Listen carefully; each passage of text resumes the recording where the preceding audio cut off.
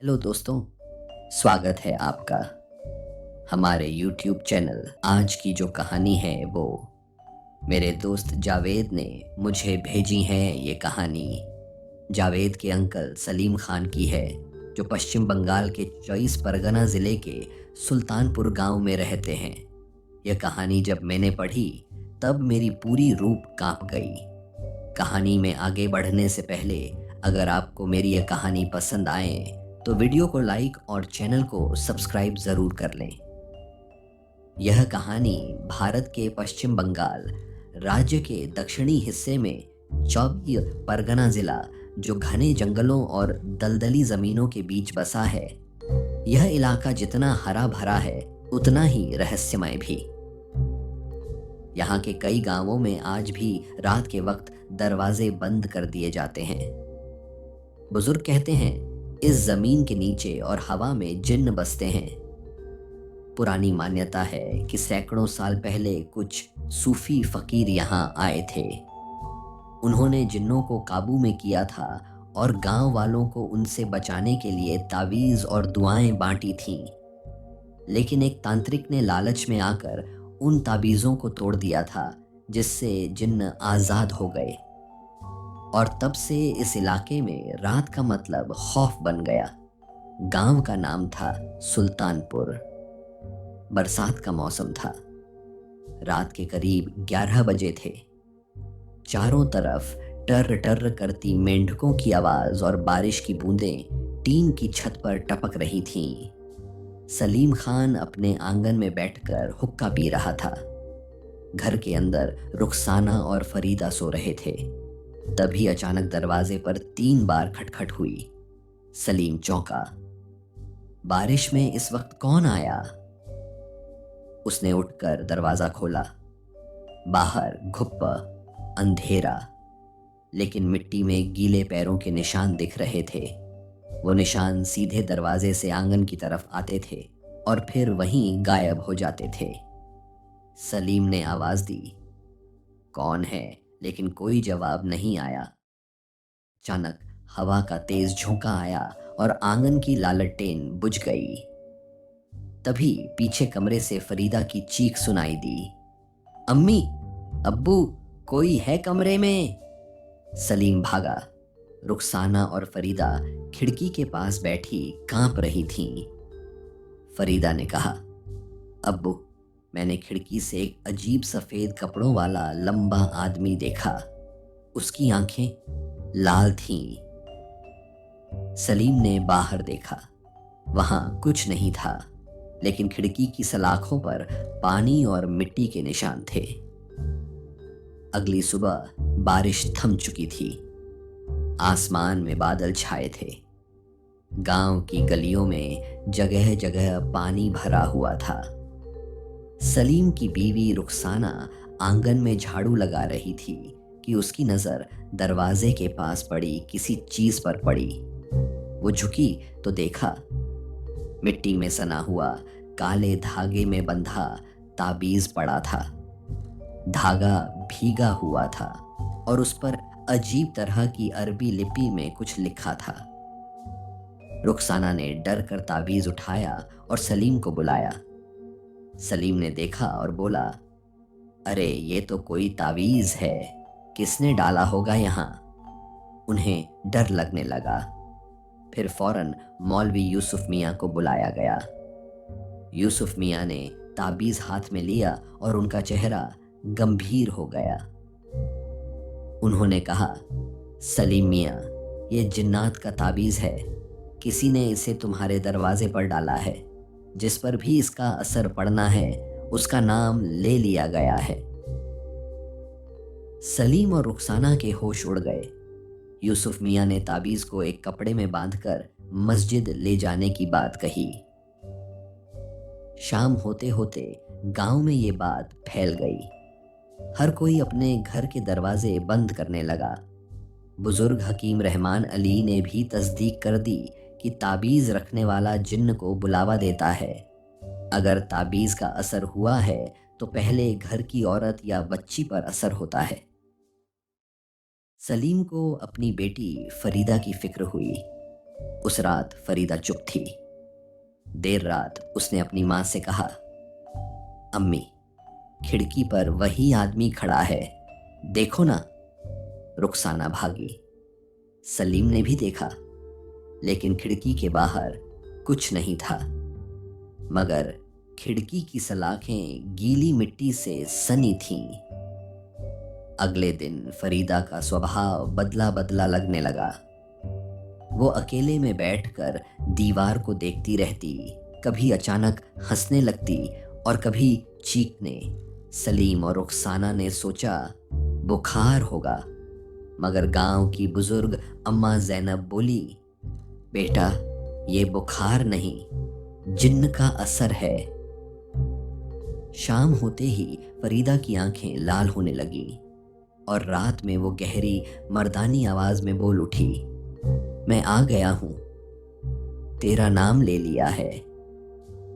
सलीम और रुखसाना कांप उठे। उनका पूरा बदन पसीने से भीग गया। फरीदा की हालत देखकर पूरे गांव में खलबली मच गई।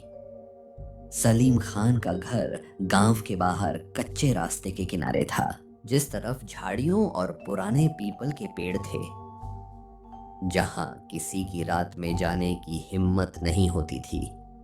गांव वालों ने मिलकर सलीम को समझाया, जल्दी कोई पीर बुलाओ, वरना इस बच्ची की जान चली जाएगी और जिन्न पूरे घर में कब्जा कर लेगा।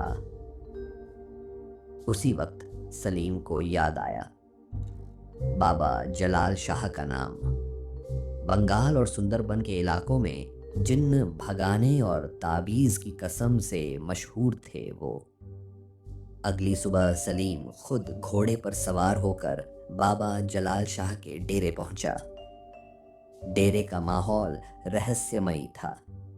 चारों तरफ धुआं, मिट्टी की दीवारें और दीवारों में सजे ताबीज। बाबा जलाल शाह एक चटाई पर बैठे थे, काले कपड़े और आंखों में गहरा सुरमा। सलीम ने सब कुछ बताया।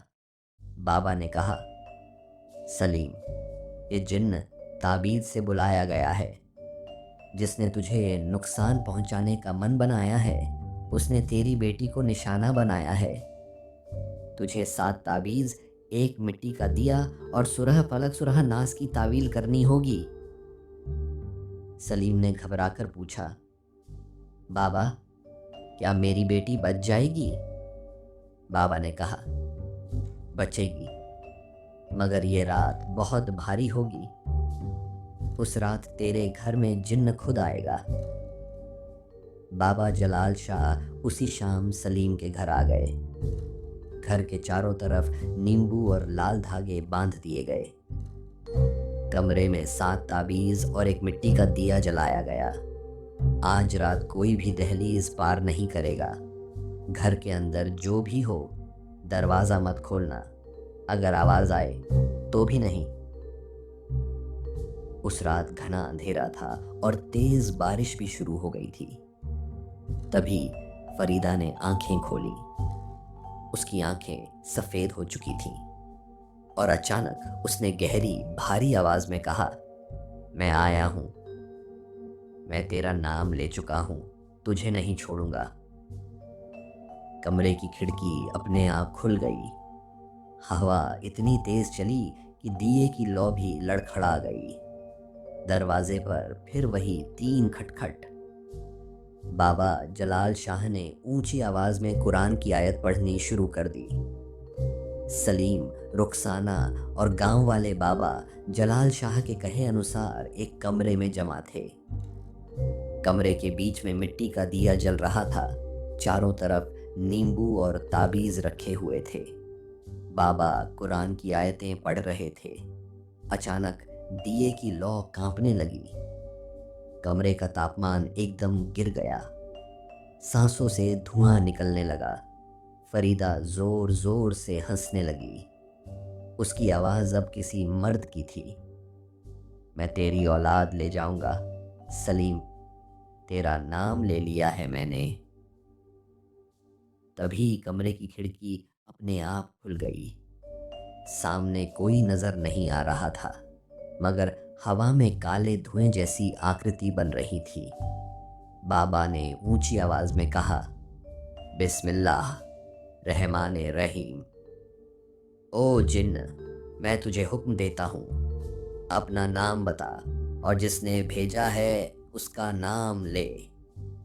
अचानक दिए की लौ एकदम भड़क उठी। फरीदा के मुंह से आवाज आई, गुलाम, गुलाम नबी। सलीम कांप गया। गुलाम नबी उसका पुराना दुश्मन था। गांव में उसकी जमीन में कब्जे के चलते कई बार उसका झगड़ा हुआ था। सुबह होते ही गांव वालों ने गुलाम नबी को पकड़ लिया। उसके घर की तलाशी ली गई। एक कोठरी में एक पुराना ताबीज और कागज पर जिन्न का नाम लिखा हुआ और मिट्टी का दिया मिला। गुलाम नबी ने कबूल कर लिया। हाँ, मैंने ताबीज वाले बाबा से तंत्र कराया था, सलीम का घर बर्बाद करने के लिए। लोगों ने गुलाम नबी को गांव से निकाल दिया, मगर बाबा जलाल शाह ने कहा, अभी जिन्न का असर पूरी तरह नहीं गया, तावील पूरी करनी होगी। अगली रात आखिरी तामील की गई। सलीम के घर के बाहर चारों कोनों में मिट्टी के दिए जलाए गए। कमरे के अंदर बाबा जलाल शाह ने 7 नींबू कटवाए और 7 ताबीज फरीदा के गले में बांध दिए। 7 बार अयातुल कुर्सी और सुरह नास पढ़ी गई। रात के ठीक 3 बजे अचानक पूरा कमरा कांपने लगा। फरीदा के मुंह से सफेद धुआं निकला। बाबा ने आदेश दिया, चल हट, ला इलाहा इल्लल्लाह। एक तेज चीख गूंजी। कमरे में धुआं भर गया। फिर सब शांत। फरीदा ने आंखें खोली। उसकी सफेद आंखें अब काली हो गई थी। अगली सुबह फरीदा बिल्कुल ठीक थी। सलीम और रुखसाना ने पहली बार चैन की सांस ली। गांव में सब लोग बाबा जलाल शाह को शुक्रिया कहने पहुंचे। बाबा ने सबको बताया, जिसका नाम जिन्न ले लेता है उसकी जान तभी बचती है जब दहशत का नाम खत्म कर दिया जाए। गुलाम नबी के जाने और तावील के बाद इस घर से जिन्न का साया हट गया है, मगर जिन्न का वजूद मिटा नहीं। वो अब भी यहाँ हवा में है, बस शांत है। लोग कांप गए। दूसरे ही दिन खबर आई, गुलाम नबी गांव से 10 किलोमीटर दूर एक जले हुए पेड़ के नीचे मरा मिला। उसकी लाश पर पंजों के निशान थे। चेहरा डर के मारे ऐसे विकृत था जैसे उसने मरने से पहले कुछ भयानक देखा हो। लोगों ने कहा, जिसको उसने ताबीज से बुलाया था वही उसे लेने आया। उसके बाद गांव में किसी ने फिर जिन्न की परछाई नहीं देखी, पर आज भी उस पुराने पीपल के पेड़ के पास से कोई रात को नहीं गुजरता। कहते हैं, कभी कभी हवाओं में अजीब फुसफुसाहट गूंजती है, तेरा नाम ले लिया है। सुल्तानपुर गांव में आज भी रात को दरवाजे बंद कर लिए जाते हैं। कोई ताबीज जमीन पर पड़ा मिले तो उसे बिना छुए छोड़ दिया जाता है। बच्चों को सिखाया जाता है, शाम ढलने के बाद घर से बाहर मत निकलना, क्योंकि जिन्न किसी को भी नाम ले सकता है। और वो तामील आज भी एक मज़ार पर जलती रहती है। बाबा जलाल शाह उसी गांव में दफन हुए।